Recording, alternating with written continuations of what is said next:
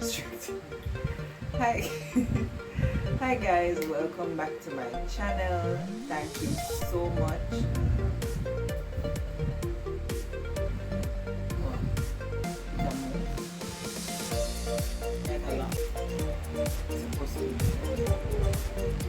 Hi guys, welcome back to my channel. I guess I should tell myself welcome back to, right? Because it's been a while. Happy New Year 2024 to you all. I'm here to provide a life update since it's been so long. So let's get into the video.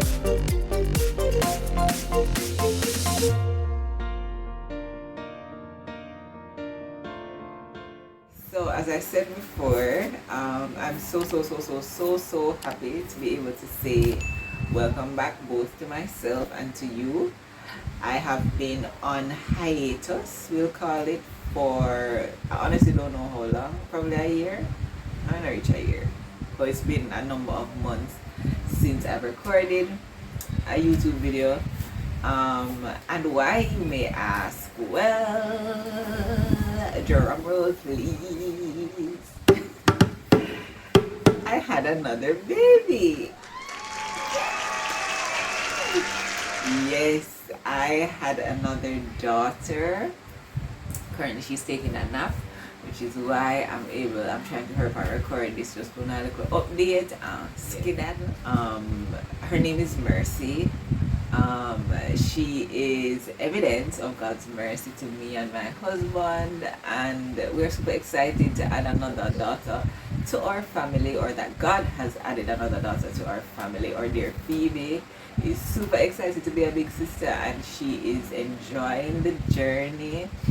And yeah, we're just, I'm in postpartum mode still, so if you see me sweating a little, or if you hear a fan a blower, the breastfeeding and all that kind of stuff, and the heat, just pardon me if you see a little sweaty, right? One of the main things I want to get into is a desire that I had before I got pregnant, while I was pregnant, and something that a goal that was not easy to achieve, but how I achieved it. I'm gonna make it sound too fancy, but pretty much how I successfully had a VBAC. Now, I know men will be like, "Awa." Some women might also be like, "Awa, what's that?" But it's a vaginal birth after C-section. So I had a vision, first of all, for what I wanted my pregnancy, but especially my labor and delivery, to be like with the second child, because when I had Phoebe, it was less than ideal. The pregnancy was amazing when I was pregnant with Phoebe, but the delivery and postpartum, oh my goodness, it was awful. I had the baby at a hospital that I will not name, but one that left me. It was an experience that left me very traumatized. I don't use that word lightly. I had a C-section with Phoebe because they say it was positional. Well, no, they didn't say it was positional. They said failure to progress, and that wasn't true. But I figure it was positional. But that is a whole nother, forgetting to that, there's still some blurred lines about that. But I was sure, because from 2020, I had started reaching out to OBs to try to figure out, how I would be able to deliver, if I was a good candidate for what you call a VBAC. Again, VBAC stands for vaginal birth after C-section. And from 2020, though I wasn't ready to conceive at that point, at that time Phoebe would have been about 2+, going on 3, yeah, something like that. And I got the information, they listed out some, the OB that I spoke to listed some some conditions that they would have to that I would have to satisfy if I wanted to have a VBAC. But them have the same one C-section, always C-section. And while we have evolved, or medicine has evolved, certain things have evolved, believe it or not, in Jamaica, them still, a lot of the OBs still holding on to that. Once you have a C-section, you have to always keep doing a C-section. Now, if anybody know anything about Kimona, You can't tell me, say me not gonna do something when me already make up my mind to do. Meaning, your expression that this is how it needs to go is not sufficient to stop me from pursuing what I feel is best for me and my family and everybody, the best around me. No, it's not to say that if I have sound like I'm gonna put my life at risk just to, like tough, like it's not like me tough, right? What am I gonna say? Y'all, if it costs me my life, I'm gonna do it. No. I'm willing to push for something I want. I will go above and beyond to accomplish something that I want, right? And this was the case with the VBAC. So how did I ended up having a vaginal birth after C-section? Well, where do I start?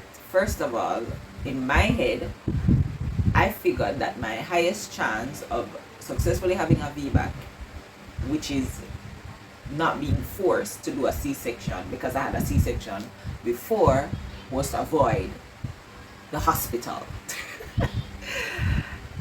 So, based on that, I planned to do a home birth.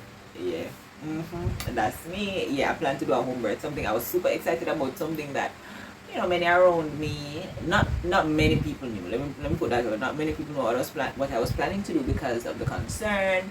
Those who actually knew was like, we had a C-section first. It may not be a good idea and that kind of thing, right? But again, I did my research. I was doing my research. I was praying. My husband was behind me. Phoebe was behind me, right? And so I felt encouraged to plod on with it. So the first step was for me to try to figure out how I could do a home birth here in Jamaica. Now, we know back in the days, this is a story time. Yeah. This is a story time. That's what I'm gonna title this video, story time, because I should have recorded this like from a long time, because postpartum memory and something pretty, and if you don't know, like you remember something now, and then you say, what need I say again? Can't even find words sometimes, right? Okay, so yeah, so this is a story time. So I started first to try to figure out how I could do a home birth in Jamaica. Check on Google, right? Google down the place till finally I ended up on the Jamaican Midwives Association's website. Is that the first place I ended up? I don't know if that was the first place I ended up, but when I landed on their website and I saw this press release, it wasn't the website, it was their Instagram page. Saw this press release saying something about home birth available. I said, what? I said, look at God, right? I did not know that they had anything remotely available in Jamaica to do home birth. So I said, what, you gotta answer prayer? No, they can't talk to me. I tried to contact them, couldn't get in touch with them, and then but I read what the press release said as to how you're able to access a home birth, and it said that you have to go, the pregnant mother has to be seen by the midwife at the health center in her area, like where you live. So I said, Lord of mercy, when you think when you go health center, that's like torture in Jamaica, right? Torture in terms of the weight and whatever. Anyways, I say, you know what? Because I'm so passionate, or I really want to do the home birth. It's something as my husband, boy, that sounds like it's ever rough, but I'm willing to do it because for me the end goal will be what I want, which is delivering our baby at home. So I went to my health center, or the one in my region, and when I go down there, sit down, the way it wasn't that bad. Went in, well excited, me and Phoebe go in, sit down with the nurse, and she calculate, you're talking, she taking your information and whatever, and she's like, okay, like we're pretty, so I'm like, oh, I forgot to mention to you, I'm here really because I want to do a home birth. She was like, what? Why? The midwife that was here migrated, or she left, and I'm the only one here. And you see me all, me can't take on that right now. I was like, no, that's the only reason why I'm here. I really want the midwife. I really want to be able to deliver my baby at home, and I know the rule is I have to be seen by the midwife at the health center in order to get access to that service.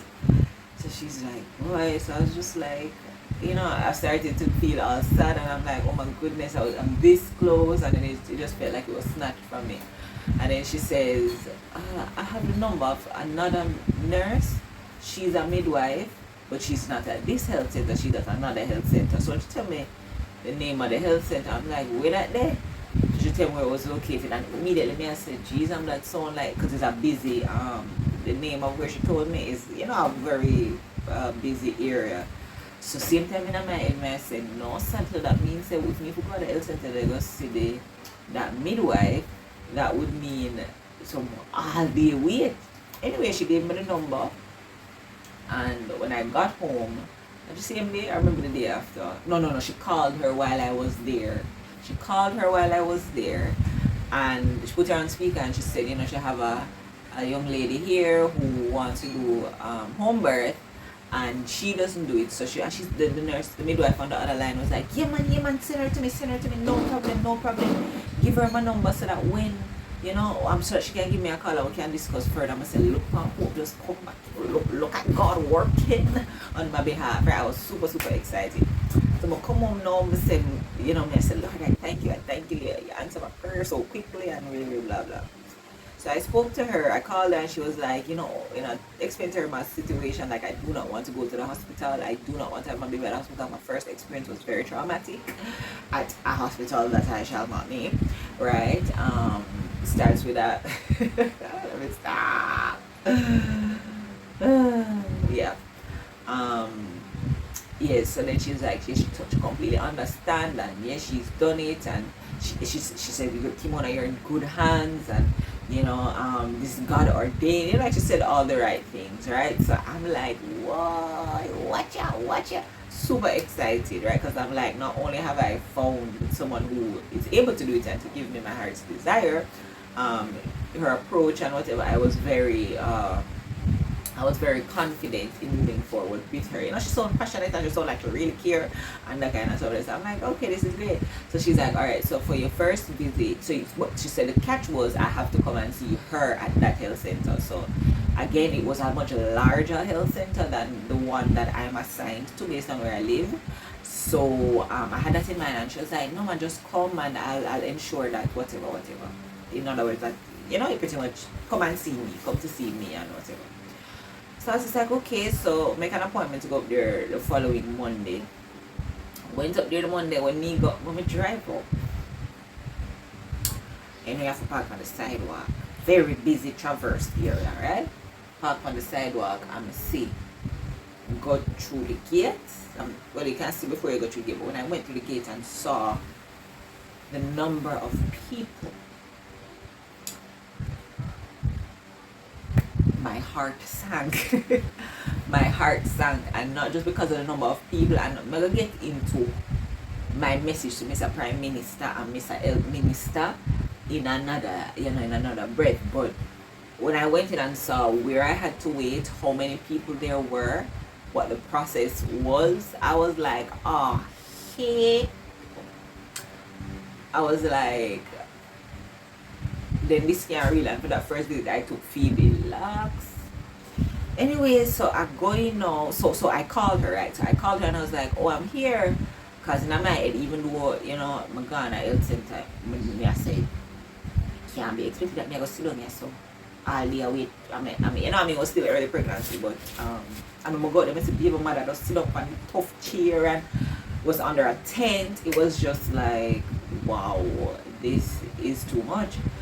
Anyway, so I called her and I said, I'm outside, what do I do? So she says to me, she told me something like she wasn't there, but like she said she had to go to the hospital to do a delivery, or either that or she never went, or so much she never did it. But she's like, there's another nurse there that she told that I was coming, so she'll ensure that I get through, in a reasonable amount of time. We'll go through the processes where them tell me to go through. People, like let's say I arrived there at 8 o'clock, I sat there until I sat there the whole day. So when I walked in, they were like, you know, come from up here.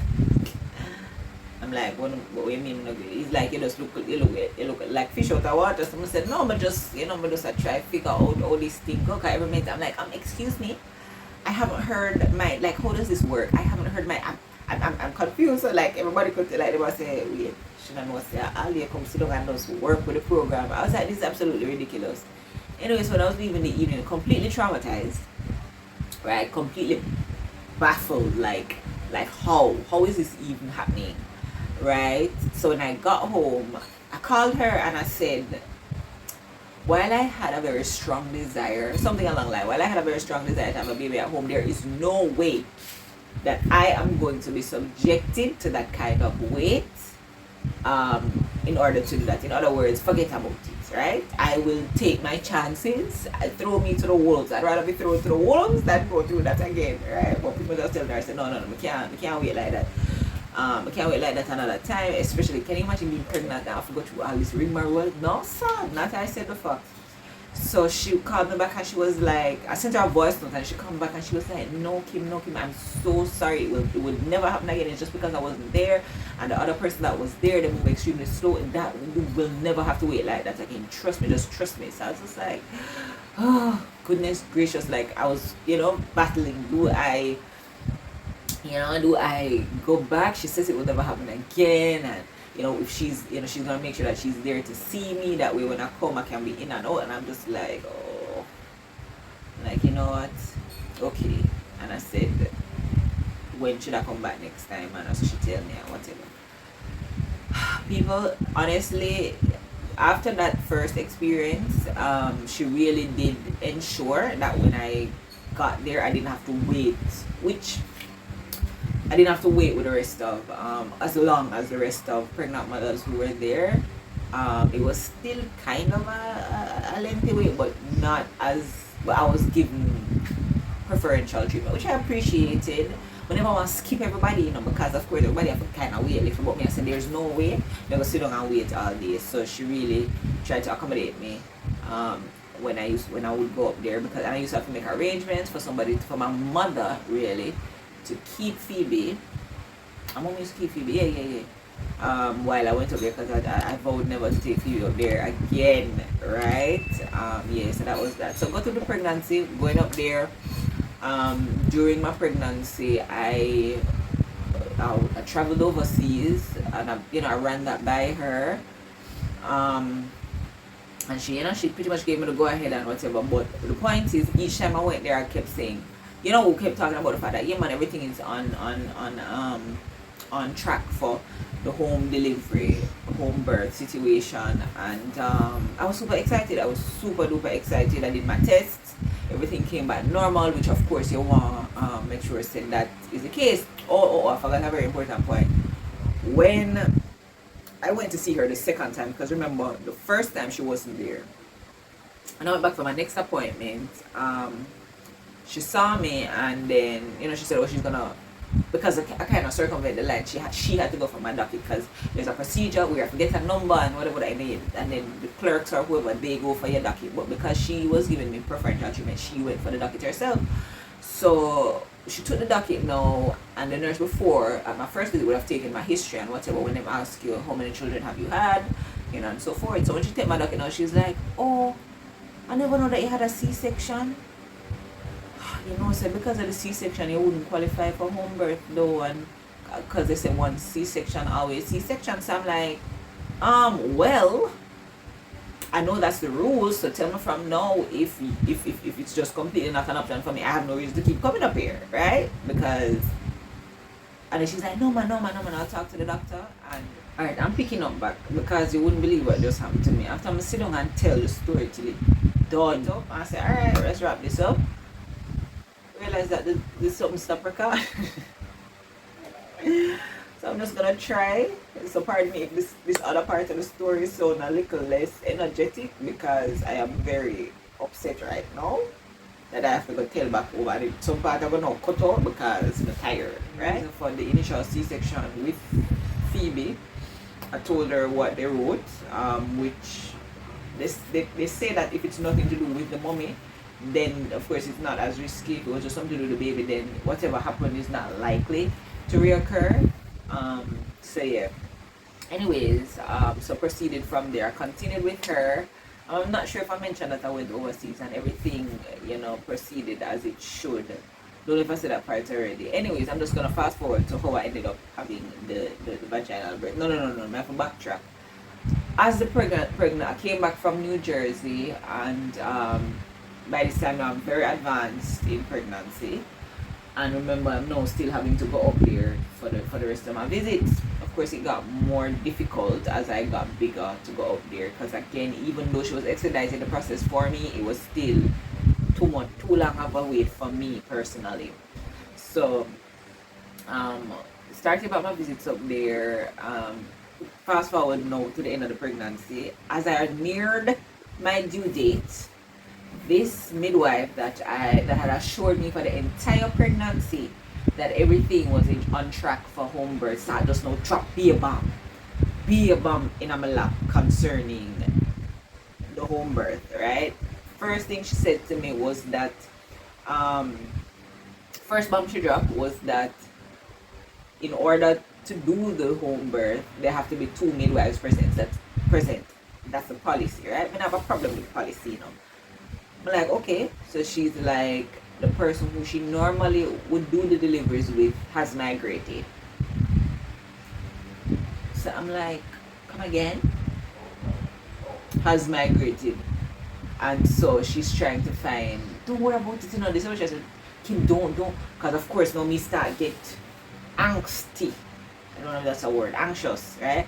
So she's like, no, don't worry about it, I'm trying to find somebody, but of course I still have to protect my license. I'm like, nobody not trouble your license, but how come at this point when me almost ready to have the baby, you're gonna now tell me that 2 people required, 2 midwives required, and you not have nobody for do it with me and the person who you did have migrate. I said, people that just get up and migrate, people that did plan for migrate long time. So all these months me I come up here, you not tell me say you don't have nobody to do the something with you. I was livid. I can tell you I was livid. But she said, she's like, no, I'm trying to find somebody.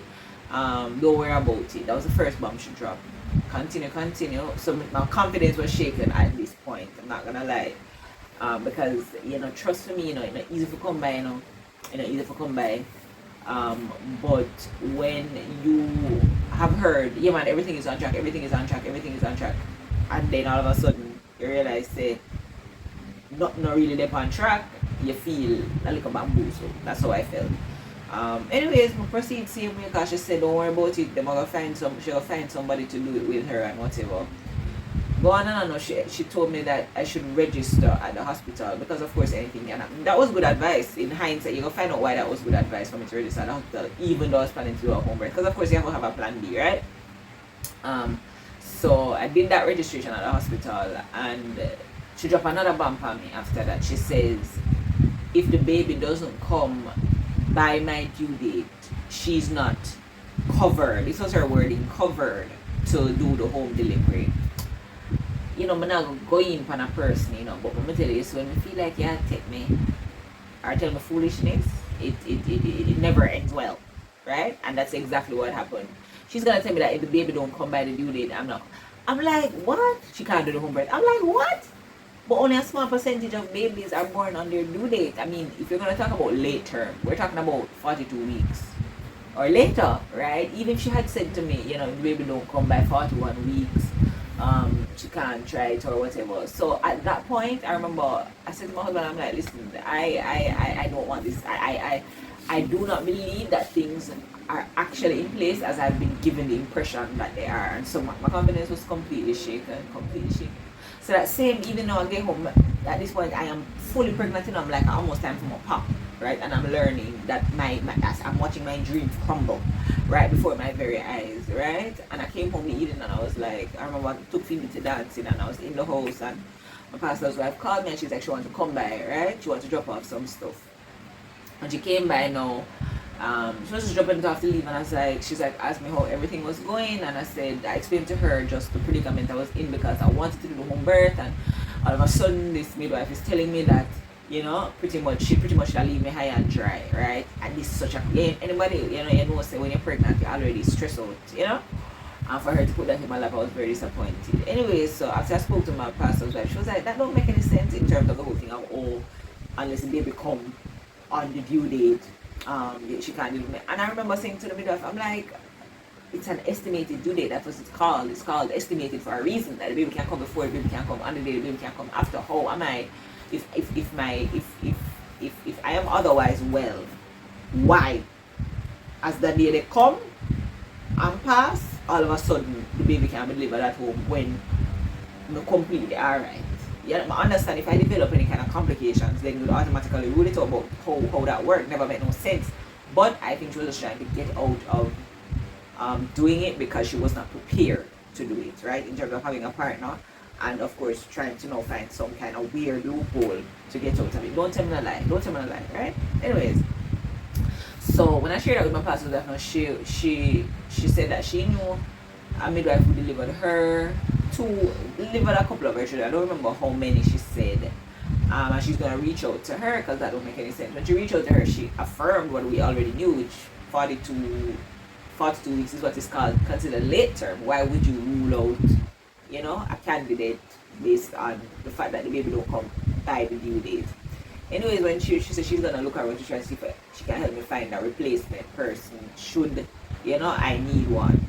So she looks around, and when she looks around, I remember one pastor's wife called me back and she was like, she got a number for somebody. When my pastor's wife sent me the number, not the same midwife for me I try replace. I was just like, no, it's the same one, right? So it was kind of a dead end, right? Anyways, so we fast forward to how I ended up having the vaginal birth after C-section. I labored at home, right? Fully labored at home. By the time I got to the hospital,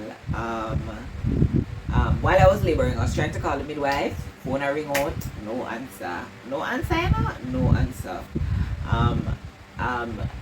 I fully labored at home. Went to the hospital. Had the baby within minutes of arriving at the hospital. By the time I got there, fully dilated. By the time I sit down on the bed, and the midwife said, push, the baby was out.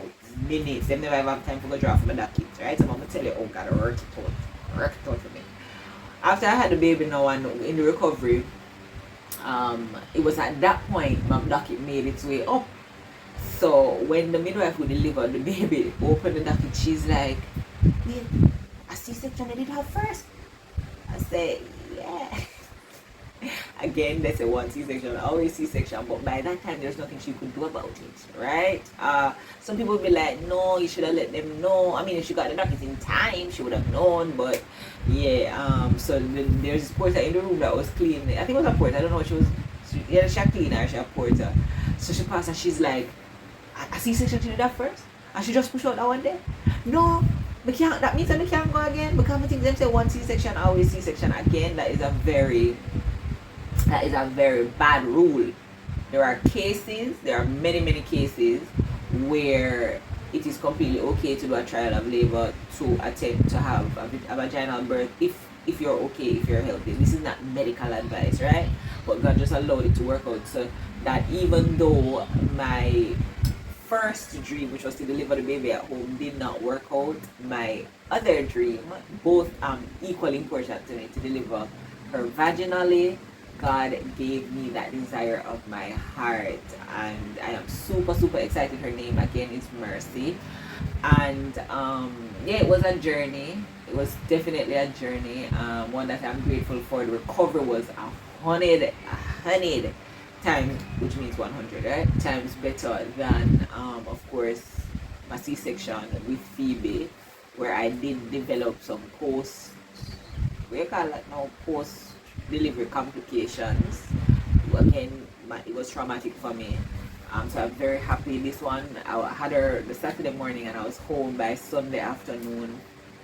Now I feel no way other than the little something that will happen when you push on a baby. Absolutely wonderful to be able to report that and success in that area. I'm so grateful to my dear husband. So nobody saw watch me. That's not why I'm saying I'm grateful though, but just for the support, Phoebes for the support, and a night there, I'm not gonna tell the story that he's very supportive, was there for me all the time. But that night when I was laboring, he kind of dozed off. But then when after you get little shut eye, right, where I'm like, oh, whoa, right? He dozed off, but then he snapped back into action and just continued being the wonderfully supportive husband right throughout the pregnancy. With the ups and the downs and my freaking out when things looked like it wasn't gonna go my way, and just assuring me that hey, it's gonna be okay, and that kind of thing. Could not have been possible without it. By the way, while I was laboring, Phoebe was asleep. I don't know if I said that, right? So she never heard the commotion and the I wasn't able like that, but yeah, she wasn't hearing anything. She was asleep. And yeah, just noteworthy. I mean, I got a lot of support. I mean, my parents really helped me during that latter part of the pregnancy, because Phoebe had dancing and the commute and dropping her off, picking her up, couldn't do it without that support either. And just encouraging words from people, the prayers from people, even though they never know some of the stuff that I was struggling with, a lot of the stuff that I was struggling with, I really appreciate the support. And yeah, I decided to mention somebody. So at one point when I decided that I was not gonna go through the Jamaican Health Center, because I don't know what I did ask the midwife, and like she never really gave me a straight answer. I said, I'm not gonna put all my eggs in one basket. I ended up finding a private midwife by just googling. I mean, when I say by just googling, it wasn't easy to find her, but just me that girl would know how to use Google. Like I would find what I'm looking for, and I found her, and I found a contact number for her. She delivers. She's between New York and Jamaica, but she mostly deal with expats and doing it. So when they say expats, catching, right? So I spoke to her at length on a WhatsApp call, and a lot of her words just really helped me. So even though I didn't end up going with her, because she was super expensive, but that conversation with her really helped to empower me to continue to advocate for myself. Because when I told her my story about why I wanted to do the home birth and whatever, she affirmed me concerning that I wasn't unusual to not want to relive that experience at the hospital.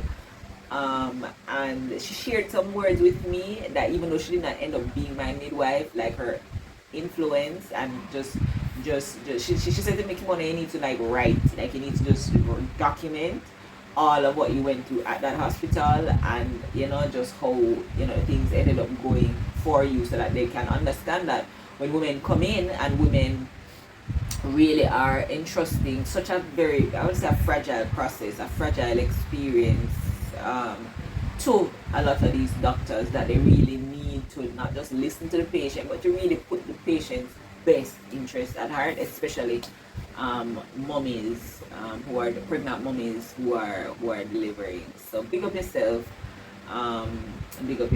She was really, really instrumental in me continuing to push for myself. I was not gonna let anybody tell me that I could not do this. You understand what I say? I mean, ultimately, if I never do it, again, the home birth part never worked out, right? I should point out that when I went to register at the hospital, the OB at the hospital gave me this lengthy list of what I would need to do to qualify to do the VBAC at the hospital, right? They did one bag of something. And I'm like, at this point, there's no way I'm going to be able to get all of that to qualify. So how the Lord allowed it to happen was that, of course, again, I was able to have the baby before they realized that I was a previous C-section candidate. So they never even tried, they never have an opportunity to put that on the table. We're just grateful that, my other darling girl is here. They both came into the world under different circumstances, through different methods, means, but equal blessings to us. And just encouragement that, listen, if you really want something, do not let anybody stand in your way. And it probably sound, I'm not saying be unwise and go against wise counsel, I'm not saying that, But don't just say, well, that's the rule, therefore, okay, fine. Advocate for yourself, know what you're about, and pray about it, because again, none of it would have been possible except God, permitting it to happen and seeing me all the way through. I'm super happy, super happy. And yeah, so I'm gonna stop right here. I'm gonna run out of storage or the phone cut off again. And I'll say thank you so much for watching, listening to this story. And I look forward. Remember, I'm back. I don't know when the next video is gonna drop, right? But I'm back, and I look forward to seeing you in the next one. Thank you again for watching.